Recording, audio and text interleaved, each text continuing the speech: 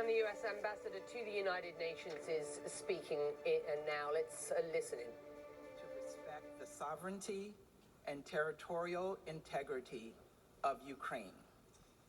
We call on another neighbor of Ukraine, Belarus, who you've just heard from, to stop supporting the war and stop allowing its territory to be used to facilitate this aggression.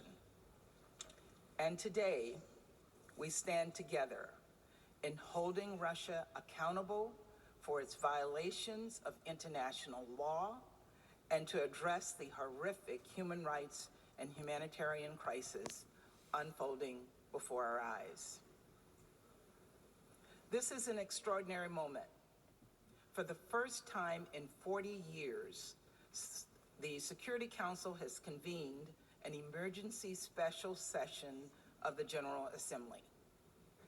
40 years.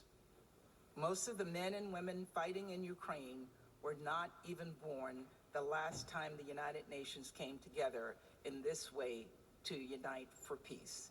And I would venture that many of the people in this room were not born when that happened.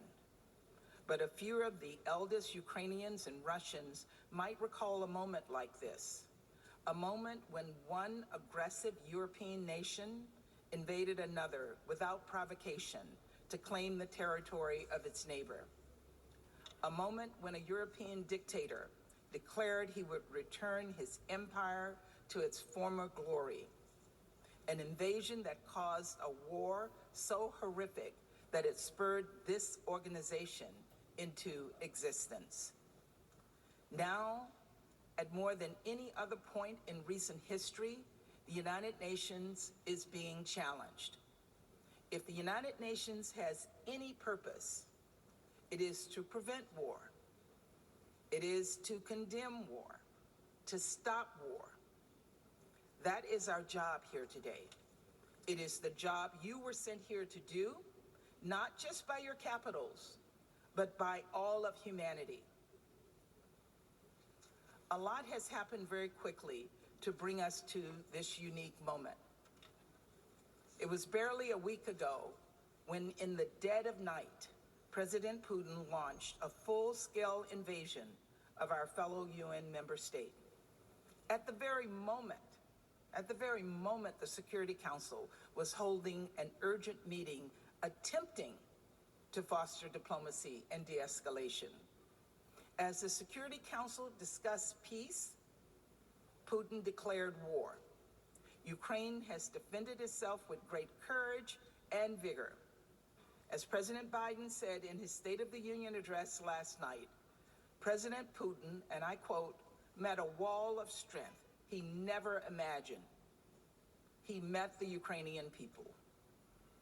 But the brazen and indiscriminate nature of Russia's attack has had devastating, horrific consequences for the entire country. Russia has bombed residential apartment buildings. It has bombed sacred burial grounds. It has shelled kindergartens and orphanages and hospitals. Russia has spurred mass hunger and caused so many to flee their homes. The latest UN estimate are marching toward 1 million people. We thank the countries who have opened their borders, who have opened their hearts, opened their homes to those fleeing Ukraine. And I want to echo the UN Refugee Agency's call to help and welcome all those fleeing conflict without regard to race or nationality. Refugees are refugees. For those who remain, Russia is destroying critical infrastructure, vital services which provide millions of people across Ukraine with drinking water to stay alive, gas to keep people from freezing to death. And now it appears Russia is preparing to increase the brutality of its campaign against Ukraine. We have seen videos of Russian forces moving exceptionally lethal weaponry into Ukraine, which has no place on the battlefield. That includes cluster munitions and vacuum bombs, which are banned under the Geneva Convention. We all have seen the 40-mile-long lethal convoy charging toward Kyiv. President Putin continues to escalate, putting Russia's nuclear forces on high alert, threatening to invade Finland and Sweden. At every step of the war, Russia has betrayed the United Nations. Russia's actions go against everything this body stands for. People across the world have already united together in exactly the way this General Assembly must do today. Protests and vigils against Russia's war and in solidarity with Ukraine, marked with blue and yellow, have sprung up across the globe. These are protests for peace. From Bangkok to Budapest, from Berlin to Buenos Aires, from Sydney to Seoul, from Calgary to Cape Town, and even in Moscow and Minsk. People everywhere are standing up to call for President Putin to stop this attack. The Russian people are themselves asking how many lives Putin will sacrifice for his cynical ambitions. And they are appalled at the answer. To the Russian protesters, I say thank you. Thank you for your bravery. To the Russian soldiers sent to the front lines of an unjust, unnecessary war, I say your leaders are lying to you. Do not commit war crimes. Do everything you can to put down your weapons and leave Ukraine. The truth is that this war was one man's choice and one man alone, President Putin.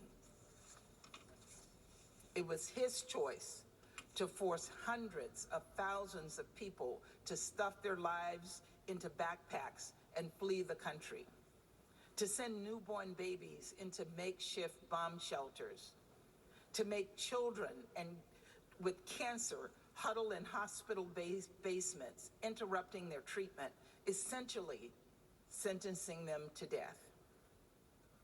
Those were President Putin's choices. Now it's time for us to make ours. The United States is choosing to stand with the Ukrainian people. We are choosing, in coordination with our allies and partners, to impose severe consequences on Russia. We are choosing to hold Russia accountable for its actions, and we will soon turn to vote on a resolution that does just that. We believe this is a simple vote. Vote yes if you believe UN member states, including your own, have a right to sovereignty and territorial integrity. Vote yes if you believe Russia should be held to account for its actions. Vote yes if you believe in upholding the UN Charter and everything this institution stands for. Thank you very much. I thank the distinguished representative of the United States.